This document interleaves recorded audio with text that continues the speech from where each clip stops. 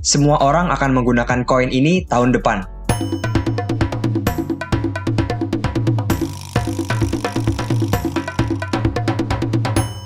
Halo semua, selamat malam, selamat datang di channel Pace Crypto.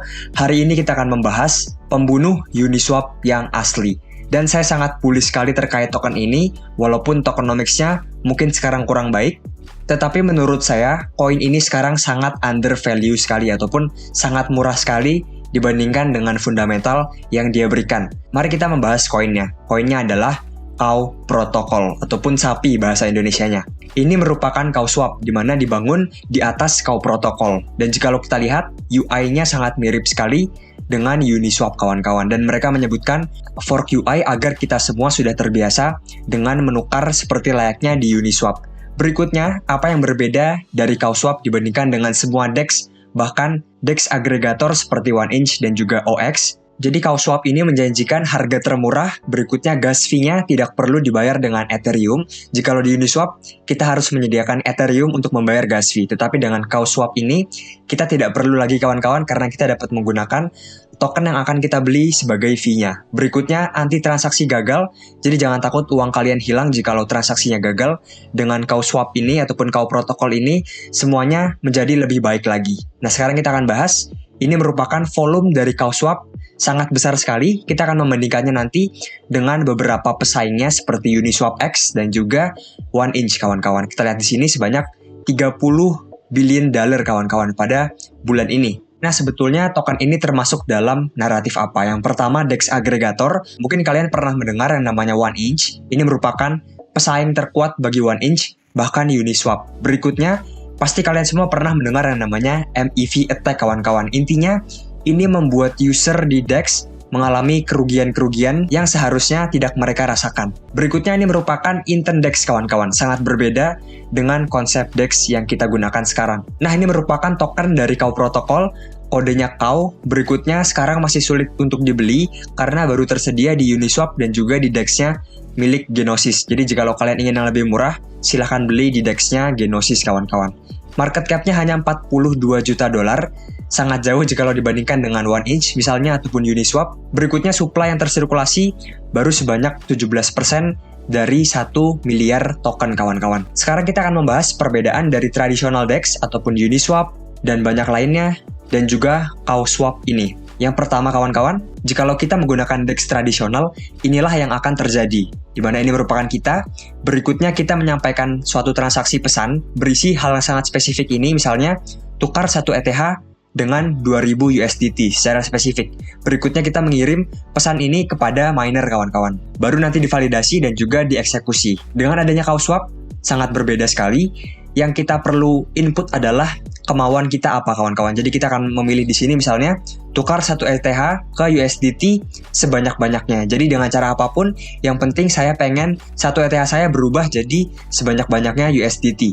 Berikutnya ada satu komponen yang sangat menarik sekali, yang sangat berbeda dengan semua kripto ataupun token, di mana ada yang namanya solver di sini kawan-kawan, yang saya lambangkan sebagai detektif. Nantinya solver ini tidak hanya satu orang, melainkan ada banyak sekali orang dengan berbagai cara untuk mengabulkan apa yang kita mau kawan-kawan. Nantinya yang paling murah akan dipilih untuk melakukan eksekusi dan akhirnya menuju miner. Nantinya kawan-kawan, solver ataupun detektif yang menemukan jalan termurah bagi kita untuk menukar ETH ke USDT akan mendapatkan reward dalam berupa Cow token. Oke, berikutnya kita akan membahas pesaingnya karena ini sangat penting sekali. Kita lihat di sini, pesaing terkuat dari CowSwap adalah 1inch dan juga Uniswap X. Dan jika kita lihat secara volume harian, sangat berbeda jauh sekali. Mana yang lebih kalian lihat, warna biru ataupun warna hitam? Pastinya warna biru kawan-kawan karena jauh sekali menurut saya. CowSwap belakangan ini sangat mendominasi pasar dan ada banyak sekali orang-orang DeFi di Twitter yang saya kenal. Mereka banyak yang merekomendasikan menggunakan CowSwap. Tentunya selain karena anti MEV, tetapi harganya sangat murah sekali kawan-kawan. Oke, ini merupakan market share dari Uniswap, 1inch dan juga CowSwap kawan-kawan. Kita lihat di mana CowSwap sangat mendominasi sekali. Belakangan ini kita lihat warna biru sangat dominan sekali, yang artinya CowSwap banyak sekali digunakan oleh orang-orang. Nah, sekarang kita akan melihat kawan-kawan token yang paling mirip dengan CowSwap. Namanya adalah 1inch, dan ini cukup terkenal pada saat bull run tahun 2020-2021, Dan jika kita lihat market cap-nya sekarang di sekitar 400 juta dolar ataupun 500 juta dolar, di mana 10 kali lipat dari market cap KAO yang sekarang.